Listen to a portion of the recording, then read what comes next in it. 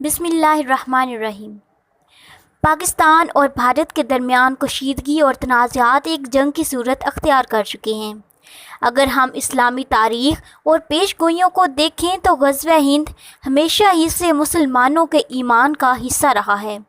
یہ ایک ایسا وقت بتایا گیا تھا جب مسلمان بھارت کی سرزمین پر فتح حاصل کریں گے، اور آج کے حالات ایسے ہو چکے ہیں اور ہم یہ سوچنے پر مجبور ہیں کہ کیا وہ وقت بہت قریب آ چکا ہے۔ پاک بھارت جنگ غزوہ ہند کی نشانیوں سے جڑی ہوئی ہو سکتی ہے۔ کچھ علماء اور مفکرین اس بات پر یقین رکھتے ہیں کہ جب غزوہ ہند کا وقت آئے گا تو یہ کشیدگی کے ایک نئے مرحلے کی صورت میں داخل ہوگا، اور یہ مسلمانوں کی فوج بھارت کی سرزمین پر قدم رکھے گی۔ غزوہ ہند کے بارے میں کئی احادیث اور روایتیں موجود ہیں جو کہ اس جنگ کی اہمیت اور اس کی تاریخی حقیقت کو بیان کرتی ہیں۔ ناظرین، یہ پیش گوئیاں مسلمانوں کے ایمان کا حصہ ہیں اور اس میں مسلمانوں کے فتح کی بشارت دی گئی ہے۔ حضرت عبداللہ بن مسعود رضی اللہ تعالیٰ عنہ سے روایت ہے کہ تم میں سے کوئی بھی شخص جو کہ غزوہ ہند میں شریک ہوگا وہ اللہ تعالیٰ اسے جنت میں داخل کر دے گا۔ یہ ایک ایسا عظیم معرکہ ہوگا جس میں شرکت کرنے والے جنت کے حقدار ہوں گے۔ اس حدیث کا مقصد اس جنگ کی اہمیت اور اس جنگ کے بعد ملنے والی جزا کی طرف راغب کرتا ہے۔ غزوہ ہند کے بارے میں ایک اور حدیث ہے جو حضرت علی رضی اللہ تعالیٰ عنہ سے مروی ہے کہ ایک دن تم میں سے ایک گروہ بھارت کی سرزمین پر جنگ کرے گا اور اللہ تعالیٰ ان کو کامیاب کرے گا، اور وہ اس قدر کامیاب ہوں گے کہ وہاں کے لوگوں کو شکست دے کر ان کے خزانے لے آئیں گے۔ کچھ علماء ان پیش گوئیوں کو مسلمانوں کی قوت اور برتری کی علامت سمجھتے ہیں، جبکہ کچھ علماء ان کو مستقبل میں آنے والی بڑی جنگ کی علامت کے طور پر دیکھتے ہیں۔ اگر ہم موجودہ پاک بھارت جنگ کے حالات کو دیکھیں تو کیا یہ غزوہ ہند کی نشانی نہیں ہو سکتی؟ موجودہ حالات کو اگر غزوہ ہند کی نشانی کے طور پر دیکھا جائے تو یہ ایک اہم اور پیچیدہ موضوع ہو سکتا ہے۔ غزوہ ہند قیامت کی علامات کبریٰ میں سے ایک ہے، کیونکہ یہی فوج ایلیا یعنی القدس جائے گی اور بعد میں حضرت عیسیٰ علیہ السلام کی فوج سے مل جائے گی۔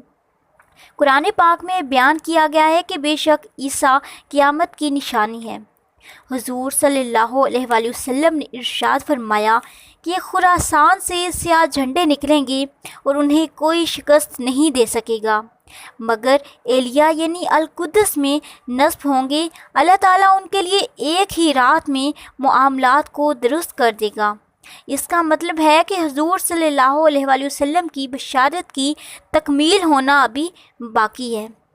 غزوہ ہند اصل میں آخر الزمان میں بین الاقوامی جنگوں کے سلسلے میں آغاز ہوگا۔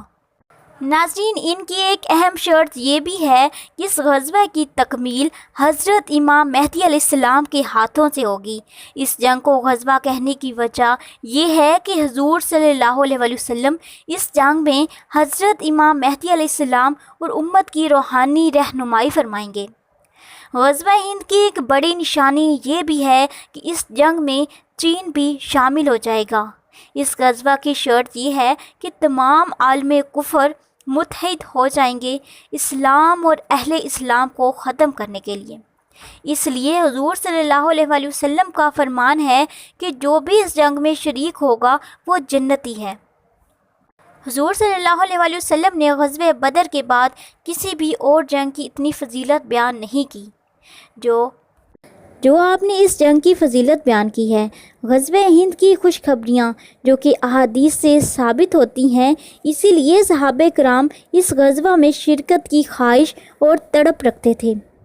ناظرین، حضرت سبحان رضی اللہ تعالیٰ عنہ سے مروی ہے کہ حضور صلی اللہ علیہ وآلہ وسلم نے ارشاد فرمایا کہ میری امت میں سے دو گروہ ایسے ہیں جن کو اللہ تعالیٰ نے جہنم کی آگ سے محفوظ فرما دینا ہے۔ ایک گروہ وہ ہے جو کہ ہند پر حملہ کرے گا اور دوسرا وہ گروہ ہے جو کہ عیسیٰ ابن مریم کے ساتھ ہوگا۔ ایک قوم میری امت میں سے ہند پر حملہ کرے گی، میرا اللہ اسے فتح عطا فرمائے گا، یہاں تک کہ وہ ہند کے بادشاہوں کو زنجیروں میں جکڑ کر لائیں گے۔ پھر وہ لوٹیں گے شام کی طرف تو عیسیٰ ابن مریم کو شام میں پائیں گے۔